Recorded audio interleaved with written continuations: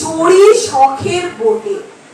মাঝিরে কন বলতে পারি সূর্যি কেন ওঠে, চাঁদটা কেন বাড়ে কমে, জোয়ার কেন আসে? বৃদ্ধ মাঝি অবাক হয়ে ফ্যান পেরিয়ে আসে। বাবু বলেন, সারা জনম মরলি রে তুই খাটি, জ্ঞান বিনা তোর জীবনটা যে চারি আনায় মাটি।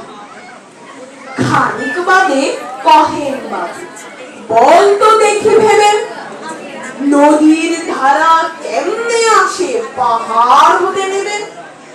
বল তো কেন লবণ পোড়া সাগর ভরা পানি? মাঝি সে কয়, আরে মশাই অত কি আর জানি। বাবু বলেন, এই বয়সেও জানিস না ওটা কি? জীবনটা তোর নেহাত খেল, অষ্ট আনায় ফাঁকি। আবার ভেবে কহেন বাবু, বল তো রে বুড়ো, কেন এমন নীল দেখা যায় আকাশের ওই চূড়ো? বল তো দেখি সূর্য চাঁদে গ্রহণ লাগে কেন? মাঝি বলে, হ্যাঁ আমায় কেন লজ্জা দেশেন হেন?